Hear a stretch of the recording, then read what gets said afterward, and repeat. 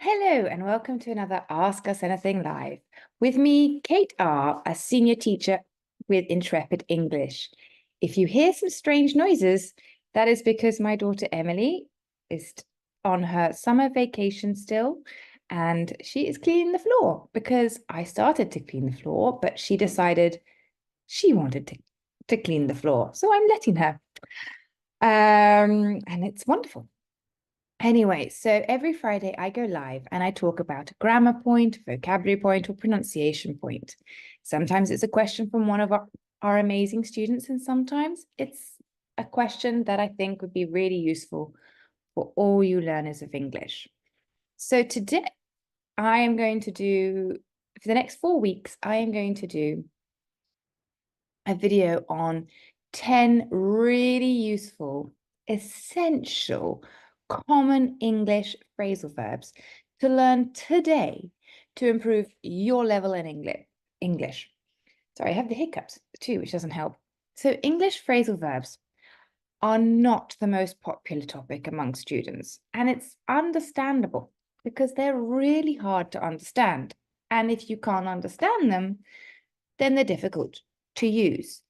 It doesn't help that by just changing the preposition, you get an entirely new meaning of the word. So most students find it extremely challenging to memorize them all. Now, my advice to you is to start with the most common ones and work your way up.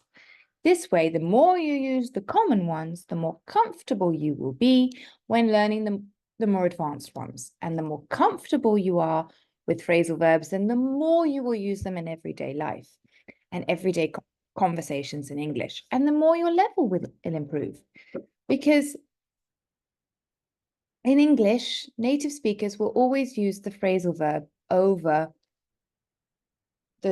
the normal verb or the traditional verb. So for example, I will always say, for example, the first phrasal verb I want to talk about is to add on. This means to include something extra. So we've added on, they added on the tax on the bill, for example. Now, we could say they included the tax. They put the tax on the bill. Or another example could be if you I will not say to dress myself, use the word to dress. I'll say I put on clothes. So I'll always use the phrasal verb. So I've created a list of the most common 40 phrasal verbs in English for you to learn today and start using. And as I say, I'm going to break them down into 4 videos of roughly 10 phrasal verbs each so that it's easier for you to learn. So after every video with the 10 phrasal verbs, I recommend writing your own examples and start using them in conversations today. So as I said, let's get started. So the first verb is add. And if we add the preposition on, we have add on, which means, as I said, to include or build something extra. So as I said, with tax, or we could also say, my sister added on a couple of rooms on her house. So she added on a couple of rooms to her house to make it bigger, for example. If we change the preposition and we add up instead of on, so to add up, that means to calculate the total. If you add those numbers up, the total is £100. Or it can also be to increase gradually. So the changes are small, but after a while, they really do add up and you can see the results. The next verb I want to talk about is bring. Okay, so if we add it with the preposition up, to bring someone up. Now, this is a really important phrasal verb, and it's to care for a child until they're an adult. So, for example, Simone Biles, the amazing US gymnast, she was brought up by her grandparents. We can also say to bring something up, and that is to talk about a particular topic. Just start talking about it. So she's always bringing up her financial problems. Another phrasal verb could be bring something to light. Now, this is to cause something to be known that wasn't known before, for example. So it's coming from the dark to the light.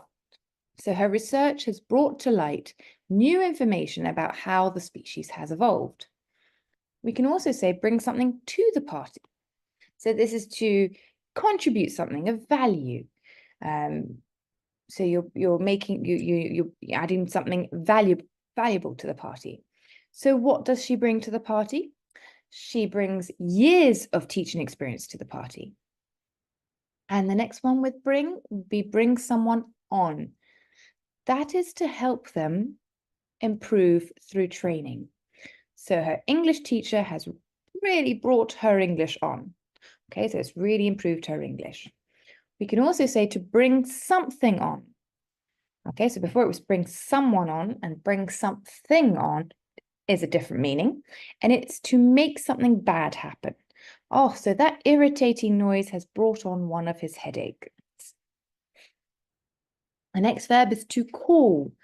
Now, if we use with the preposition on, it would be to call on someone, and that is to visit someone. So she went to the hospital to call on her friend.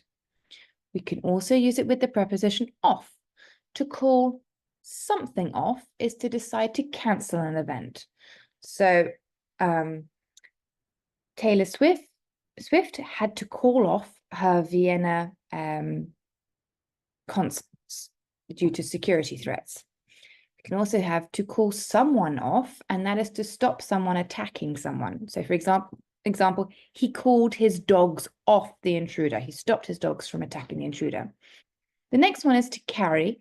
So for example, to carry on is to keep something, to keep doing something, to continue. So for example, let's carry on this discussion another time. The following one is to cheer. So to cheer someone on is to loudly encourage them. So I am always cheering on my daughters, especially when they're cleaning the floors. The next one is to cheer up. So to help someone feel happier.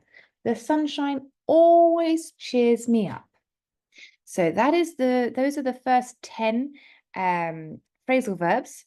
And be sure to see the next 10 when I'll be talking about what prepositions we can add to come, cut, fall, and fill to make phrasal verbs. And I would love it if now, with those 10 phrasal verbs I gave you, you can think of some good examples to use in your English, in your conversations right now to help your level of English improve. In the meantime, I hope you have a wonderful weekend, and be sure to like and subscribe to our videos so that you can be notified when the next phrasal verb video is coming on.